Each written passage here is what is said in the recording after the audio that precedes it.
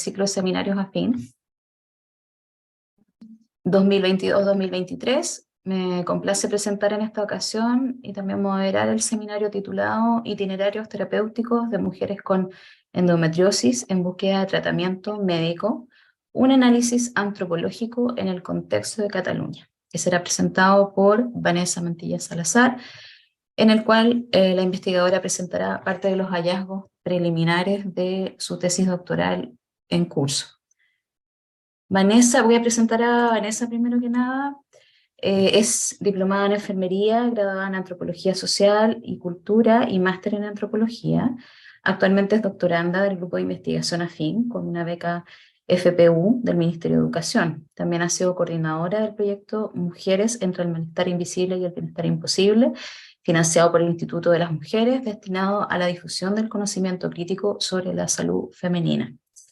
En este seminario, Vanessa presentará, como decía anteriormente, algunos de sus análisis preliminares realizados en el marco de su tesis doctoral dentro de este grupo, que se centra en analizar los itinerarios terapéuticos de las mujeres con endometriosis en el contexto de Cataluña. Esta enfermedad, como sabemos, está relacionada con el ciclo menstrual y consiste en el crecimiento de tejido endometrial fuera del útero, soliendo manifestarse con síntomas como un dolor severo durante la menstruación en las relaciones sexuales y también problemáticas de infertilidad, así como también una significativa reducción de la calidad de vida. Se estima también que un retraso del diagnóstico de entre 7 y 10 años es algo predominante y que existe una gran prevalencia de esta enfermedad, en tanto se calcula que la padecen alrededor de un 10% de las mujeres que se encuentran en su edad reproductiva. Desde el campo de las ciencias sociales se ha demostrado las limitaciones estructurales con las que se encuentran las personas para afrontar este tipo de enfermedad y también el gran impacto que tiene sobre ellas y sus experiencias subjetivas. A partir de las entrevistas semiestructuradas y el trabajo de campo que ha realizado Vanessa en el ámbito hospitalario, esta presentación busca visibilizar desde una perspectiva antropológica los sinuosos caminos que viven las mujeres con esta enfermedad que deciden buscar ayuda profesional.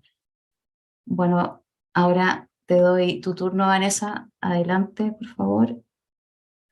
Cuando Gracias, quieras. Irene, por la presentación y gracias a todas las asistentes, a los asistentes. Voy a compartir pantalla, a ver si lo veis. ¿Se ven las diapos? Sí, estamos Sí, viendo. vale. Perfecto. Perfecto. Vale, gracias. Pues como ha comentado Irene, hoy voy a presentar los hallazgos preliminares de mi tesis doctoral en curso, que se dirige a abordar los itinerarios terapéuticos de mujeres con endometriosis o bajo sospecha diagnóstica en el contexto de Cataluña desde una perspectiva antropológica. Bueno, aquí he plasmado con la organización del seminario de hoy y a modo de introducción, siempre me gusta comenzar explicando muy brevemente y no desde una perspectiva totalmente médica lo que es la menstruación para poder entender qué es la endometriosis, ¿no? La menstruación vendría a ser, a ver, no sé si veis el ratón, yo voy a ir aquí un poco clicando en la imagen. La menstruación vendría a ser el flujo proveniente del útero que tiene lugar por las transformaciones vasculares del endometrio que no ha recibido el óvulo, ¿no? Este proceso tiene lugar debido a la ovulación. Es un proceso cíclico, es decir, de norma general ocurre cada mes debido a los procesos de ovulación, como os comentaba, aunque no siempre es de forma regular y cada persona experimentará una menstruación distinta dependiendo de factores como los estilos de vida, factores genéticos, factores ambientales y entre otras cuestiones, ¿no? Además, como en los procesos relacionados con el cuerpo reproductivo de las mujeres, alrededor de este hecho han tenido lugar distintas conceptualizaciones que en el caso de las sociedades occidentales, así como otros contextos, ha dado lugar al tabú y a la normalización de los malestares relacionados con la menstruación, ¿no? No obstante, En los últimos años ha habido un creciente interés por los procesos menstruales en distintos contextos geográficos y culturales. En gran parte esto ha venido dado o ha sido producto o producido más bien, ¿no?, por movimientos como las contraculturas artísticas de la menstruación, que reivindican, ¿no?, la visibilización de la sangre menstrual en contra del tabú, o las políticas menstruales, como la eliminación del IVA de los productos de la higiene menstrual en México, o la distribución gratuita de los productos menstruales en Escocia, así como las campañas de sensibilización o debates políticos sobre diversos aspectos de la menstruación, ¿no? En el caso de España, por ejemplo, como muchas y muchos habéis escuchado, España ha sido de especial interés, el caso de España ha sido de especial interés, además con resonancia internacional, la reforma de la Ley Orgánica del 2010 de la salud sexual y reproductiva y de la interrupción voluntaria del embarazo, ya que incorpora la posibilidad de la baja laboral por menstruaciones incapacitantes secundarias a condiciones como la endometriosis, ¿no? Entonces, ¿qué es la endometriosis? Bueno, la endometriosis es una condición ginecológica, según las perspectivas, aunque es una condición sistémica según otras perspectivas, que se caracteriza por la existencia del tejido endometrial. El tejido endometrial es el tejido que se desprende, que da lugar a la menstruación, pero que estas células endometriales se ubican en otros lugares fuera del útero, lugares como los ovarios, los intestinos, el recto, o lugares sospechados como los pulmones, y en otros casos también se ha visto tejido endometrial en las rodillas, ¿no? Según algunos estudios científicos que he estado leyendo, se puede encontrar en distintos lugares del cuerpo, ¿no? ¿Qué pasa? Que este tejido funciona con las hormonas del ciclo menstrual. Esto explica que gran parte de los malestares malestares de la endometriosis se manifiesten durante la menstruación, aunque no en todos los casos, pero gran parte de los casos se manifiestan durante la menstruación, ¿no? Además, estas hormonas, bueno, este tejido endometrial es un tejido estrógeno dependiente, por lo cual también explica el tema de que está relacionado con procesos de inflamación. Entre los síntomas más comunes de la endometriosis se encuentran el dolor pélvico menstrual. De hecho, en gran parte de los casos es el síntoma más prevaleciente.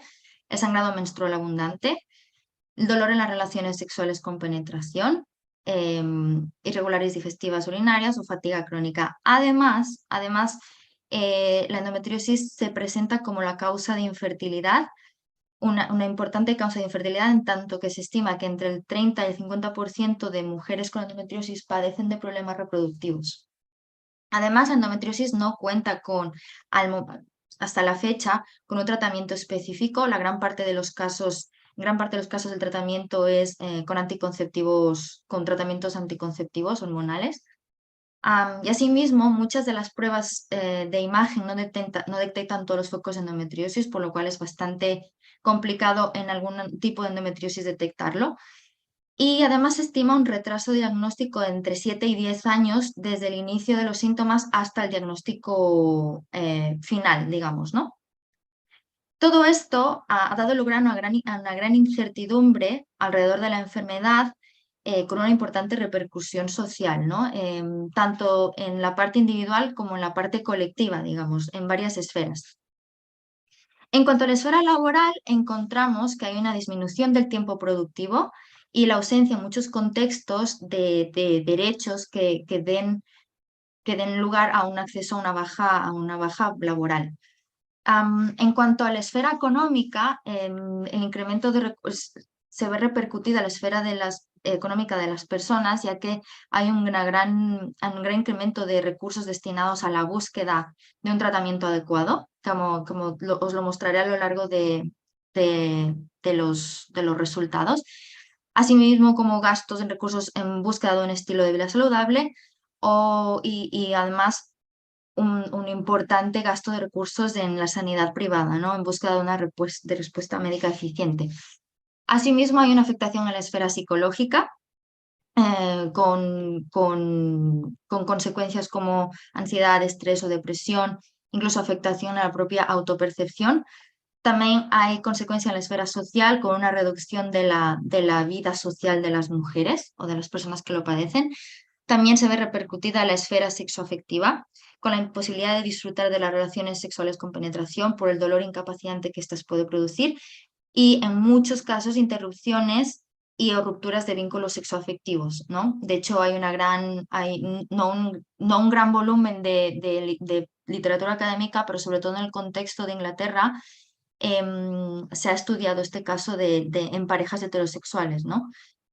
En la esfera reproductiva, como bien os he comentado, hay una gran afectación debido a casos de infertilidad, con lo cual conlleva a procesos de reproducción asistida. Y en la esfera educativa, ausencia escolar e interrupciones de trayectorias mm, académicas. Entonces, teniendo en cuenta este panorama, el objetivo de mi tesis doctoral en curso se centra en estudiar los itinerarios terapéuticos de mujeres con endometriosis o sospecha diagnóstica en busca de tratamiento en el contexto de Barcelona, ¿no? ¿Qué son los itinerarios terapéuticos? Desde esta perspectiva antropológica, los itinerarios terapéuticos son estos recorridos que emprenden las personas para solucionar los problemas de salud. Pero en esta búsqueda de solución a los problemas de salud, habría una clara diferenciación, sino cada sociedad tiene sus circunstancias distintas, con recursos distintos y representaciones sociales distintas, por lo cual esto también, eso también tiene repercusión en los itinerarios terapéuticos, como bien os mostraré a lo largo de la tesis. Y también hay implicación de diferencias de clase social, género y raza, por lo cual estos itinerarios terapéuticos también hay que analizarlos más allá del vínculo de médico-paciente, ¿no? Brevemente, a nivel metodológico, esta tesis doctoral se basa en la investigación cualitativa.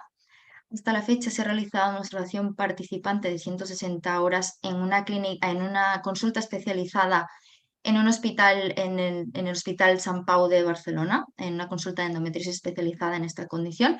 Y además he realizado 39 entrevistas semiestructuradas a mujeres con endometriosis o bajo sospecha diagnóstica.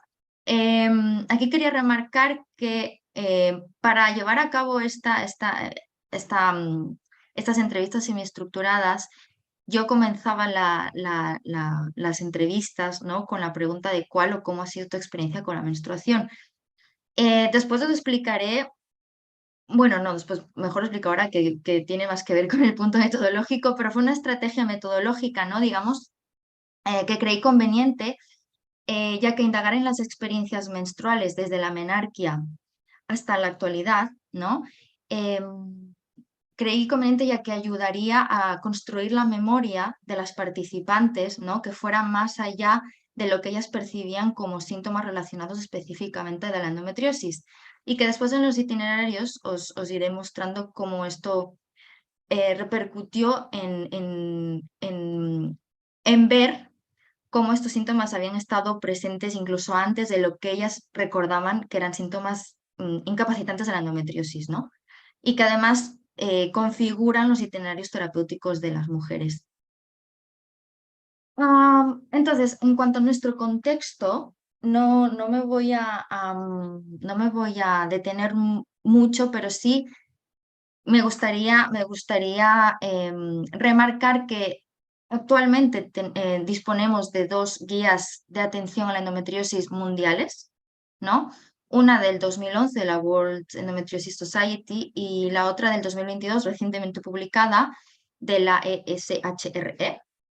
Y además disponemos de distintas guías nacionales en distintos países, entre los que se encuentran en España.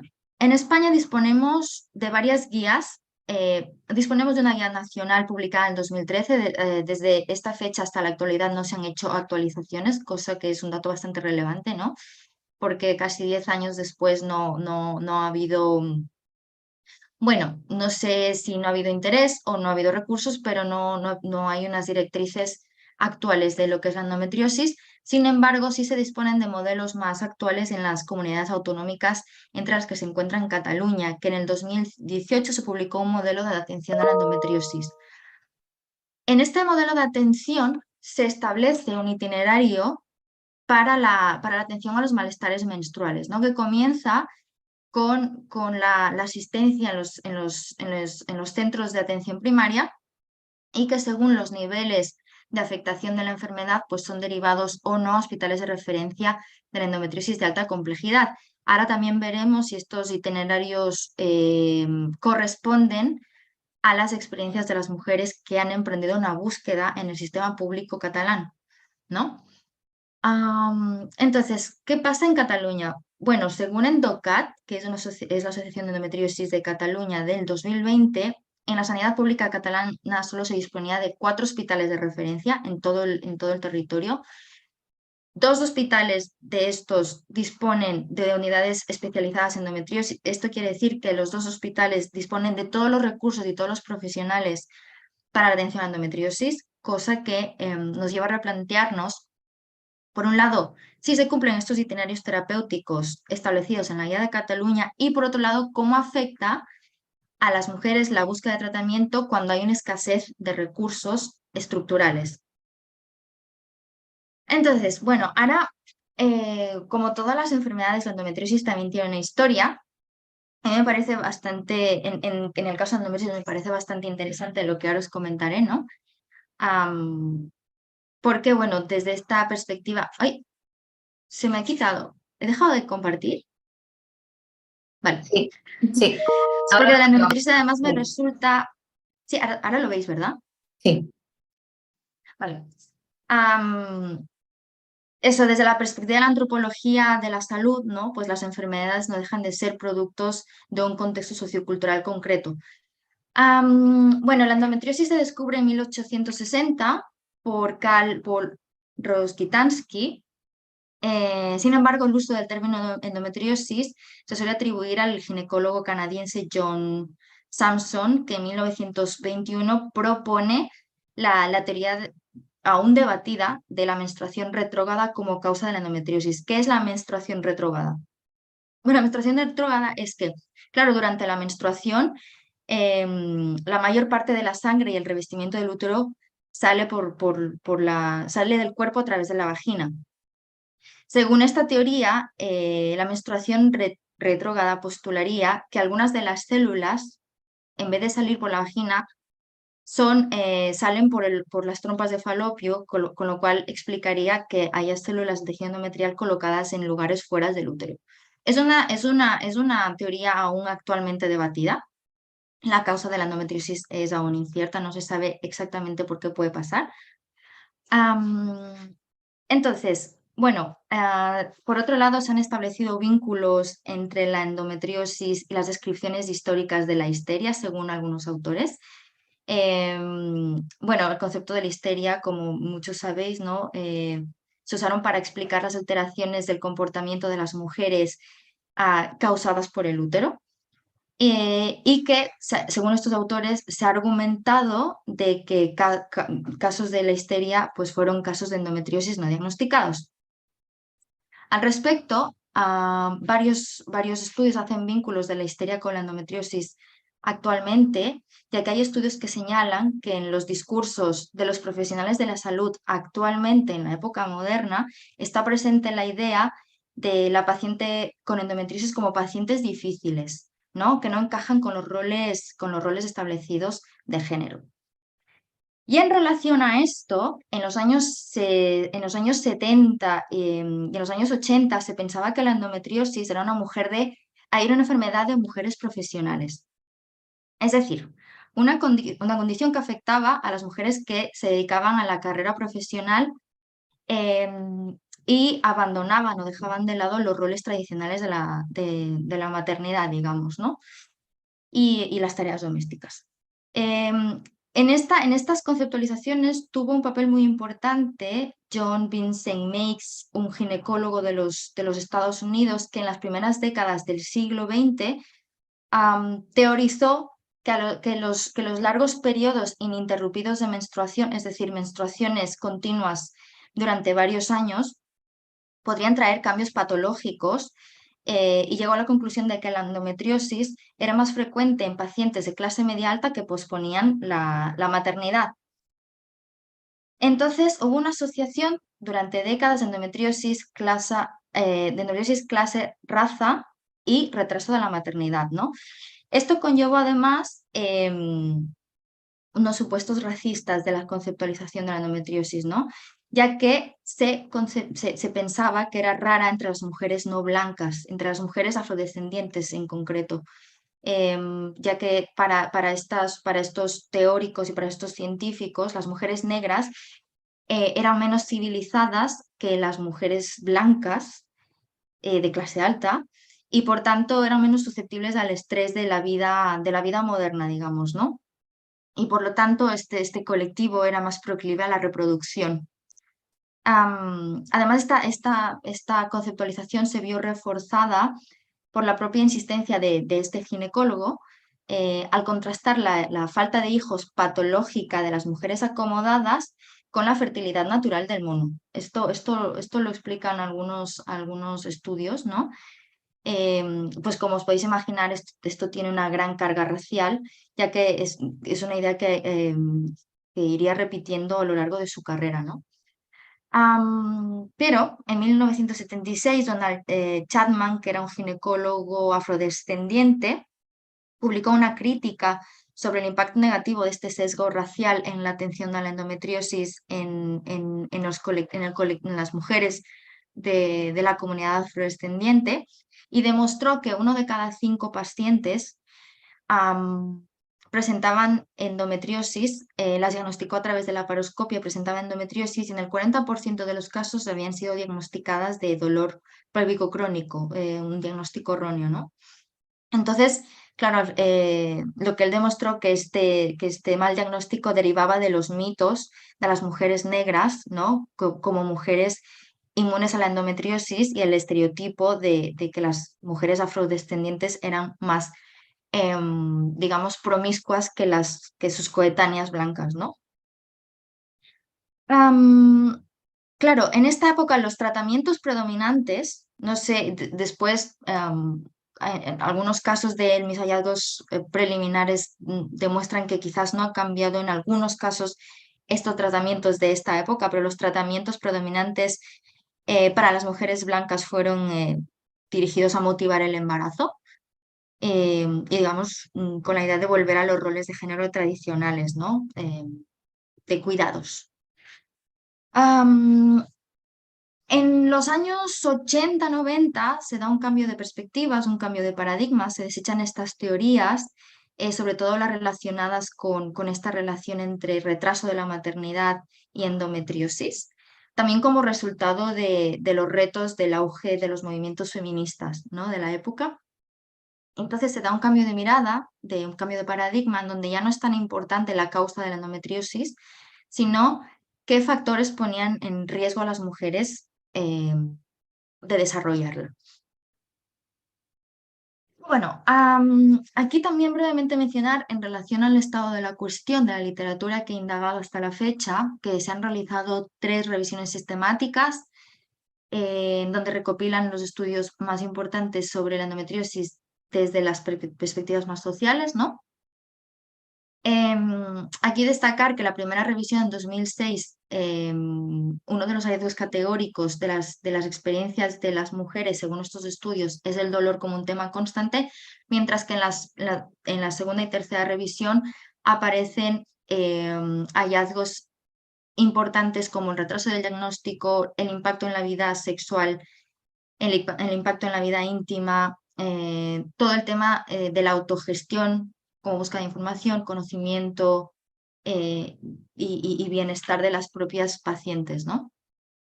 Y bueno, aquí mencionar que de los estudios críticos de la endometriosis los he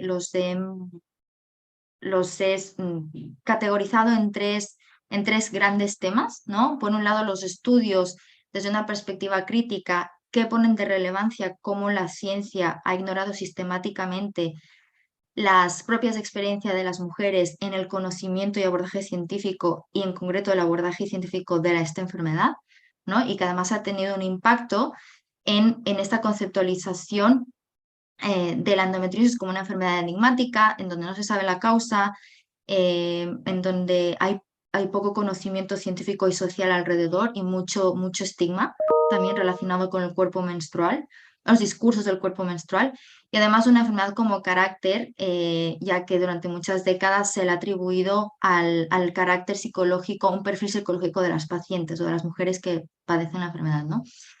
Pues por otro lado, todos los estudios que se centran en la perspectiva de las mujeres, en donde se analiza el dolor como núcleo de la experiencia endometriótica. Por otro lado, también las experiencias que hablan sobre esta búsqueda de legitimidad de los síntomas en el ámbito sanitario, o algunos estudios que también analizan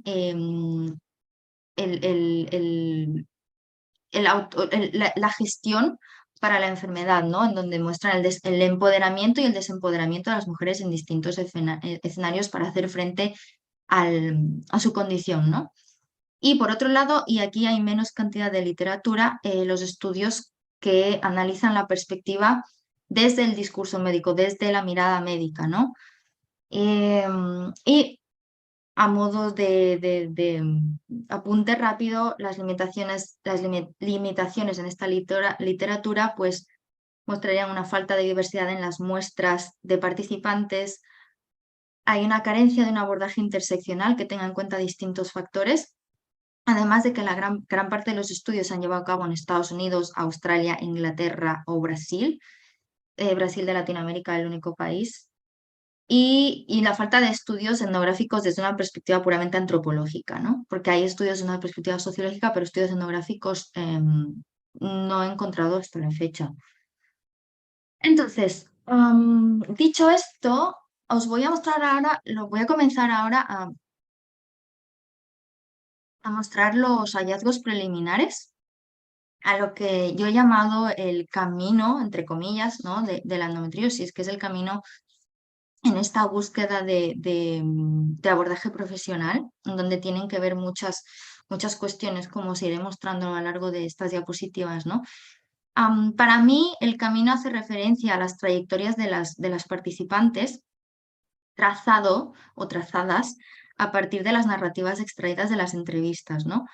En estas trayectorias pude observar un patrón en los recorridos que comienza con una experiencia corporal, ¿no? En este caso, en gran parte de los casos, el sangrado menstrual abundante y el dolor en distintos niveles, en distintos momentos del ciclo menstrual, a partir del cual se van configurando otros caminos en búsqueda de la ayuda profesional, ¿no? Claro, a diferencia de otras enfermedades crónicas, en la endometriosis se tejen narrativas relacionadas con las concepciones del cuerpo menstrual, ¿no? Y por esta razón, y como mencionaba anteriormente, indagar en sus experiencias con la menstruación, preguntándoles exclusivamente por su experiencia con la menstruación desde la menarquia, me ayudó a ver cómo en estas experiencias corporales y temporales también influyen discursos, los discursos relacionados con la menstruación, lo que ha dado lugar también a que estos recorridos sean caminos sinuosos, ¿no? Y no solo en el ámbito sanitario, sino en otras esferas sociales de las participantes. No obstante, en esta presentación solo me centraré en las experiencias relacionadas con el ámbito sanitario, ¿no? Entonces, aquí os voy a mostrar, no voy a poner verbatims, pero sí voy a aprovechar de mostraros las narrativas de las pacientes recopiladas en cápsulas audiovisuales para una plataforma de endometriosis que está a punto de salir del horno. Está puntito, pero bueno, he aprovechado para poner las cápsulas que también estarán allí, de algunos puntos importantes, no todos porque hay varios, en donde se muestran estas experiencias, ¿no? Relacionados con estos puntos de este camino de la endometriosis. Entonces, he creído importante plasmar el sangrado menstrual abundante, ya que dentro porque claro, el dolor menstrual es Es una experiencia de la cual se habla mucho, además se ha hecho mucho hincapié, sobre todo en los últimos años, ¿no? De no normalizar el dolor menstrual, pero a mí, según mis resultados y mis hallazgos etnográficos, me ha surgido la cuestión de qué pasa cuando hay un sangrado menstrual abundante, porque en gran parte de las experiencias con endometriosis, el sangrado menstrual abundante es un síntoma que creo que se ha normalizado y creo que también es importante visibilizar, ya que tiene un impacto muy importante en las experiencias de las personas, ¿no? No solo por el tabú, sino también por las molestias que puede tener este en el día a día de las mujeres que lo padecen, ¿no? Entonces, a ver si lo podéis ver. ¿Se escucha? O sigui, els 2 primers dies és que gastava en 6 compreses al dia, altra vegada m'hauria de posar compreses de nit, aquestes que pareixen pañals, que van des del melic hasta casi al ponte del cul, o sea, horribles. Jo recorde d'utilitzar compreses molt grans, no? I, bueno, i de tatxar el llit 1000 vegades, de tindre que comprar-me braguetes noves perquè bueno, feia uns desastres que jo dic, ma mare em deia, això no és normal, com és possible que tatxes tant? Ya desde el principio yo nunca me he podido poner un Tampax sin dolor. Entonces esto ya era una cosa que me acuerdo que mi tía decía, pero esta niña, ¿por qué no se puede poner un tampón? Siempre con la compresa, cada 2 por 3 cambiándome de compresa porque tenía mucha cantidad.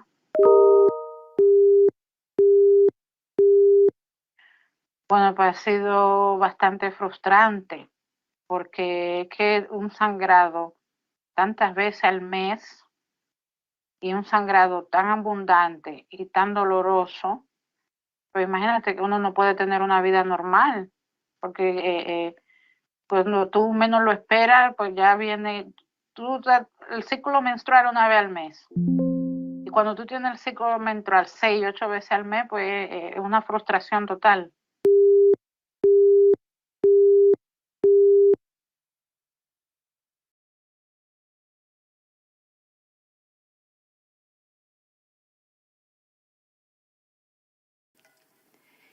Cristina, muchísimas gracias por estar aquí con nosotros. Y la primera pregunta es, ¿en qué consiste un embarazo subrogado, una mamá subrogada? ¿Cómo es ese proceso? Se conectó Básicamente, otra grabación es de una otro mamá que video. va a ayudar a unos padres. Eso hay que cortarlo y yo creo volver a compartir después el otro video.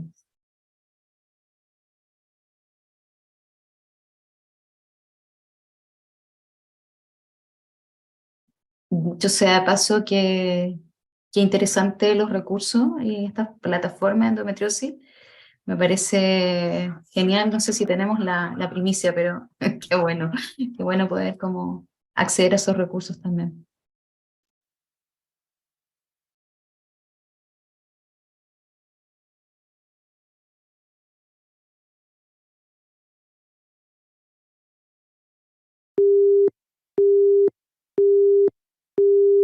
Dolores que yo me tomaba cosas muy fuertes y es un dolor que no puedes soportar porque es algo que está como por dentro de tus órganos. O sea. Esperando pues que quizá el dolor se quitara y esperando ya no tener todos esos abortos espontáneos. Entonces, como al año o 2 años de la ligadura, pues no, ya todo iba de mal en peor, porque ya entonces sí que tenía esos dolores, ya no podía tener relación sexual bien. No, allá en mi país se usa mucho la motoconcho, motocicleta, mototaxi.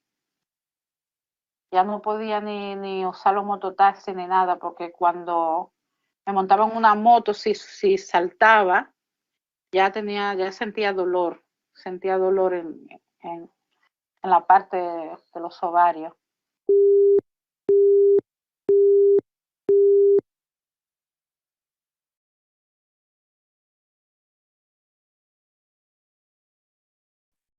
Vale, estaba silenciada. Entonces, bueno, en este camino, ¿no? Que comienza con una experiencia corporal, estos síntomas incapacitantes dan lugar a que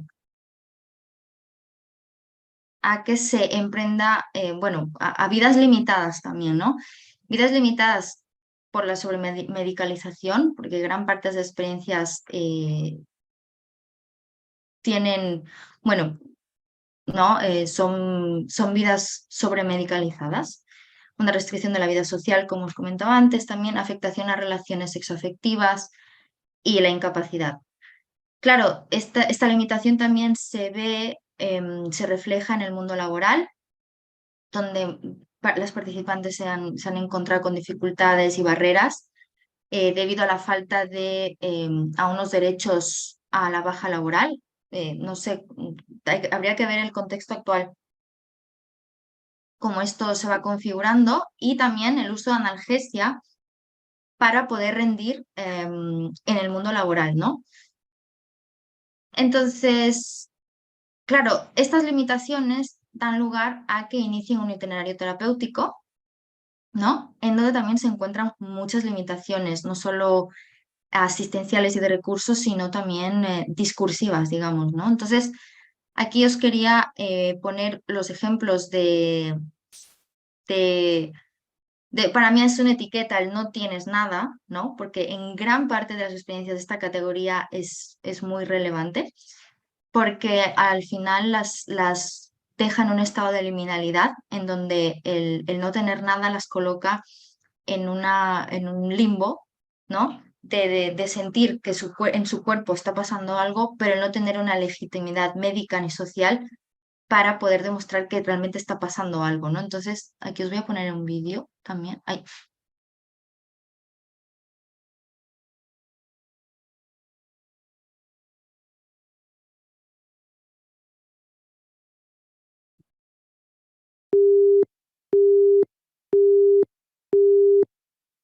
I clar, al final pues, no m'obrien perquè em feien un TAC i en el TAC no es veia res. I no sé quants TACs tinc ja que tingués ovaris més xispats de TACs que no veas, saps?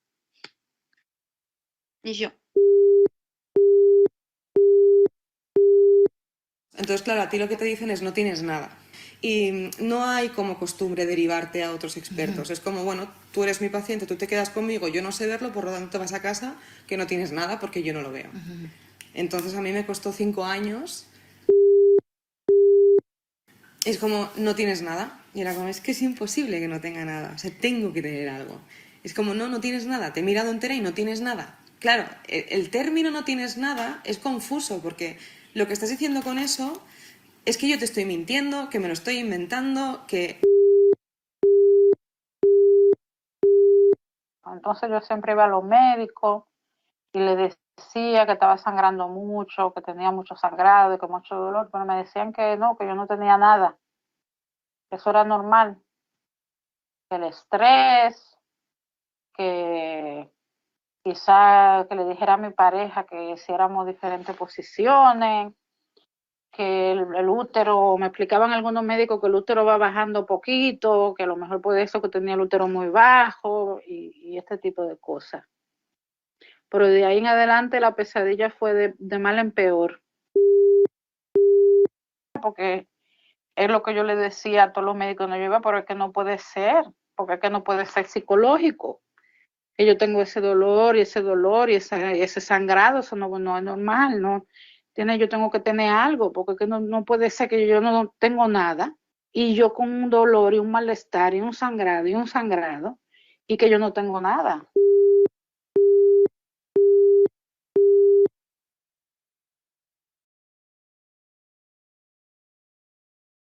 Después también se caracterizarían estos itinerarios médicos, ¿no? Con la presencia... Ay, perdón, es que no sé por qué se me abre... Bueno, y después de que hemos... Vale. Se me ha ido la diapositiva, a ver. ¿Ahora? Vale. Con el diagnóstico de otras condiciones, ¿no? Que al final eso tiene una repercusión importante en las trayectorias de las mujeres, ya que provoca no solo un retraso del diagnóstico, sino una falta de un tratamiento y una atención adecuada para esa condición en específico. La falta de escucha activa también de los profesionales es una categoría muy presente en las narrativas. Y las implicaciones económicas. Las implicaciones económicas en el sentido de que en esos itinerarios médicos, como os podéis imaginar, no solo está la búsqueda dentro del sector público, sino también dentro del sector privado, lo que conlleva un gasto de recursos muy importante, como lo explicaré en un caso que he trazado a continuación, hasta que finalmente hay una obtención del diagnóstico que conlleva una alivio y comprensión en la esfera más individual y una credibilidad y legitimidad en la esfera más externa o social, ¿no? Y también en estas trayectorias hay que destacar la afectación en el ámbito reproductivo, ¿no?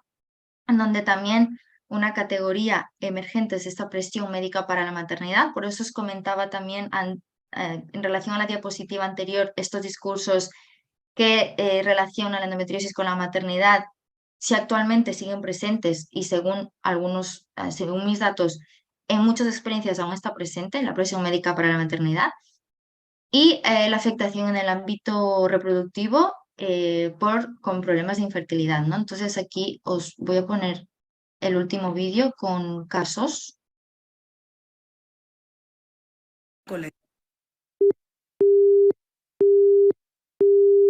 ¿No? Al final he tenido que tener también un hijo por in vitro. Quizá también que me dijeran que no podía tener hijos, a lo mejor avanzó la idea de tener hijos. A lo mejor también avanzó que él en principio no quería tenerlos y al final sí que los tuvo. Pues sí, claro, cambia muchas cosas. Luego, pues ante la posibilidad de no poder ser madre, lo pasé fatal con la in vitro, porque me hormonaron, porque sangraba, porque no, bueno, lo pasé muy mal, muy angustiada. Y yo, por ejemplo, yo me quedé embarazada y perdí al bebé. Y bueno, eso es otro melonazo, pero claro, tú cuando tienes endometriosis es muy fácil que pierdas al bebé. Y por eso también me remitió la endometriosis. Entonces, claro, yo he tenido que lidiar con la pérdida de un bebé que además empecé a perder muchísima sangre. Entonces, claro, este único óvulo que te implantan y te dice que si va mal no sabemos qué vamos a hacer, porque claro, no me quedan más óvulos, ¿no? Entonces te planteas decir, joder, ¿por qué yo? ¿Sabes? Otras, claro, estamos en edad fértil, todas nuestras amigas están embarazadas, ¿por qué ellas es tan fácil y por qué nosotros tenemos tantos problemas, ¿no? Sí, te planteas muchas cosas y te jode, hablando mal y pronto, ¿no? Te duele porque, bueno, porque no es justo. Pero bueno, y me pongo así de tonta. Estamos pendientes que el jueves que viene nos hacen la prueba de embarazo para ver si realmente esto ha ido bien o no. Entonces, de los 15 óvulos que me sacaron en las 2 extracciones ováricas de congelación y demás, solo ha quedado este. Una reserva ovárica de mierda, por llevar tantos años también con hormonación.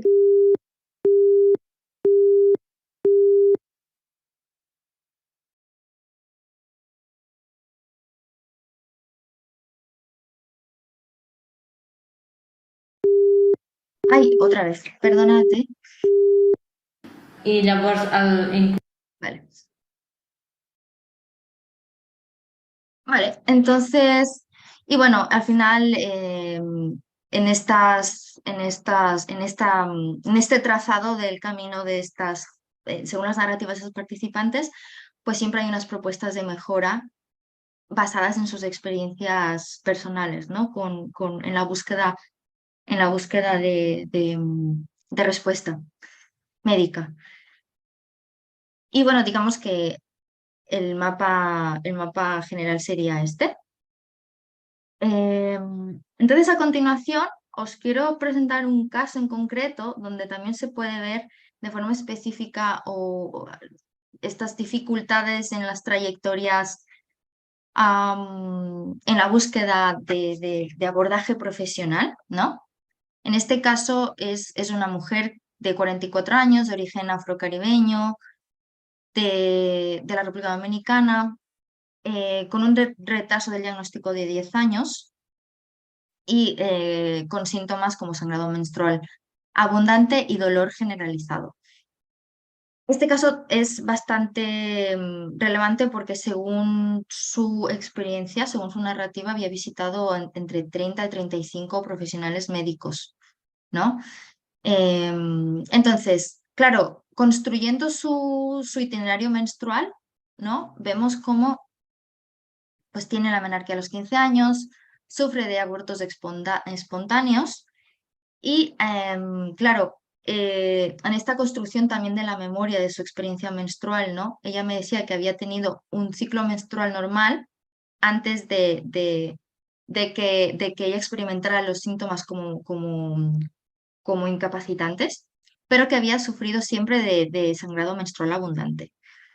Hasta que la primera irrupción biográfica, las irrupciones biográficas vendrían a ser esos hechos que interrumpen en sus trayectorias vitales y que da lugar a la búsqueda, en este caso, de soluciones, ¿no? Y que además interrumpen porque hace que estas trayectorias tomen distintos rumbos, ¿no? En sus experiencias. Entonces, a los 28 años, esta mujer sufre la primera irrupción biográfica con un dolor incapacitante después de una ligación tubárica que se la realizó debido a los abortos espontáneos. Y aquí comienza una búsqueda, ¿no? De innumerables visitas ginecológicas, bueno, innumerables ya me decía entre 30 y 35, ¿no? Y además con sangrado menstrual abundante y dolor incapacitante a ámbitos privados, ámbitos médicos, hasta que a los 44 años sufre la segunda irrupción biográfica con sangrado menstrual abundante, pero aquí influye el rol familiar porque ella me explicaba que había decidido tirar la toalla, pero que en su ámbito familiar le motivaron a no parar en la búsqueda médica y fue en el servicio de urgencias que le diagnosticaron de adenomiosis, que la adenomiosis, según algunos expertos, es un tipo de endometriosis que se encuentra dentro del útero, porque además también tiene síntomas incapacitantes como dolor durante la menstruación y sangrado menstrual abundante, entre otros síntomas, ¿no? Entonces le diagnostican de adenomiosis.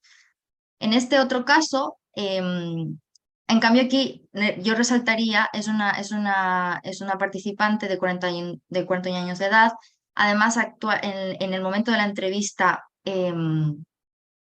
no estaba en una baja laboral indefinida, baja laboral por incapacidad de trabajar debido a los síntomas de la endometriosis, ¿no?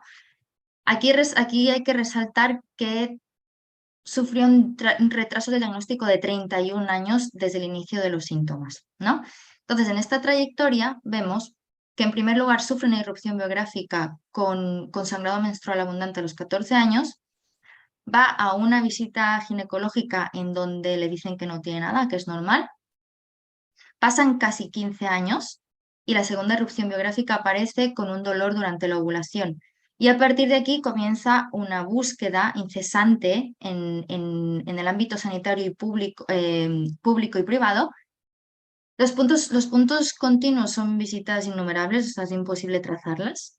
Malas experiencias, junto con tratamientos alternativos, es decir, acupuntura, yoga, todos estos tratamientos que además implican un gasto de recursos importante, hasta que a los 31 años, no, hasta que llega la tercera irrupción biográfica a los 41 años, a los 40 años con dolor diario, por lo que decide invertir 200 euros, que es lo que suele costar la atención en el ámbito, en el equipo de uno de los expertos de endometriosis muy pionero aquí en España.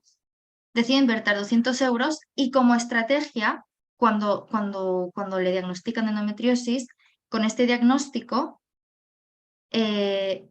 vuelve al sistema público a través del médico de cabecera y con este diagnóstico ya certero accede en el sistema público a una unidad especializada de endometriosis, ¿no? Y en el momento de la entrevista pues estaba en seguimiento. Esta estrategia la han realizado varios participantes, ¿no? Después de no obtener respuesta en el ámbito público, a acudir a la privada, con lo que esto repercute a nivel económico, para con el papel del diagnóstico poder acceder al circuito de la pública, ¿no? Como os podéis imaginar, no todo el mundo se puede permitir estas estrategias. Y bueno, a modo de comparativa, este vendría a ser el itinerario médico y menstrual de una mujer con endometriosis, quien se ha encontrado con muchas limitaciones en el ámbito sanitario. Y una persona, esto es verdad, que bueno, con una trayectoria menstrual sin malestares menstruales, que no. Y bueno, quería plasmar aquí un verbatim que me ha parecido como interesante para ir finalizando, ¿no? Esta mujer que decía, es que yo soy una mujer tarada y eso es lo que me han dicho los médicos todo el rato, porque además esto afecta a la reproducción. Entonces, claro, es como bueno, tú eres una mujer pero estás rota, ¿no? También esta afectación en la esfera de lo que se concebiría como la construcción de la feminidad, ¿no? Y bueno, a modo preliminar, estas barreras, ¿no? Estas barreras tanto las barreras personales, ¿no? De la vergüenza de expresar los malestares menstruales, como las barreras sociales de estos discursos normalizadores donde la regla es normal que duela o son cosas de mujeres, influyen en la búsqueda de ayuda profesional en varias de las narrativas para abordar la endometriosis, pero también hay que tener en cuenta que la atención sanitaria es clave para la obtención del diagnóstico, un tratamiento y cuidados, ¿no? Claro, la atención sanitaria en nuestro contexto a menudo actualmente presenta limitaciones, primero en las dificultades para detectar la endometriosis, por el infradiagnóstico, los discursos aún arcaicos alrededor del ciclo menstrual, y la infravaloración de los síntomas, ¿no?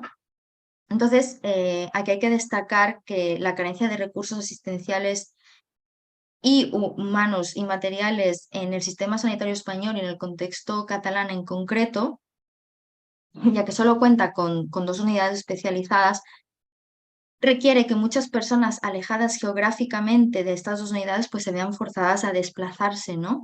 Con lo que esto pues en muchos casos conlleva a realizar un sinfín de visitas médicas, como os podéis imaginar y como he intentado mostrar en los itinerarios, además de un gasto de recursos temporales, emocionales y sociales, ¿no? Por tanto, concluiría con la idea de que son itinerarios gobernados, ¿no? Desde esta perspectiva de la gobernanza reproductiva, son itinerarios gobernados por agentes sociales e instituciones. Y bueno, para finalizar, algunos interrogantes. ¿De qué pasa después del diagnóstico, ¿no? En nuestras experiencias, ¿es el diagnóstico al final la etiqueta que necesitan? ¿Dejan de encontrarse problemas? ¿Siguen encontrándose con limitaciones? Las estrategias socioeconómicas para afrontar la falta de recursos asistenciales, ¿no? ¿Cuáles son estas estrategias? ¿Qué diferencias intergeneracionales de clase social, origen étnico-racial encontraríamos en esta búsqueda de tratamiento médico? ¿Cuáles son las narrativas de los médicos? ¿Qué discursos predominan en esas narrativas y las diferencias entre las prácticas de los médicos y los discursos, ¿no? Y bueno, esto ya sería una pregunta para un futuro de cómo se construyen los malestares menstruales en los manuales de medicina de los estudiantes de Cataluña, ¿no? Cómo se sigue construyendo el cuerpo menstrual actualmente en la medicina. Y bueno, aquí finalizo la presentación. Gracias a todas las asistentes. Te voy a dejar de compartir. Muchísimas gracias, Vanessa, por esta completa presentación. Yo voy a hacer un comentario muy general para pedirles que abramos una ronda de preguntas y comentarios, porque la verdad creo que hay muchísimos elementos que resultan muy interesantes. Primero que nada, creo que da un panorama muy claro, ¿no? de la historia de esta enfermedad, de la afectación en múltiples esferas, que en realidad uno podría decir que son todas las esferas de la vida, prácticamente no queda ninguna sin verse afectada, un malestar que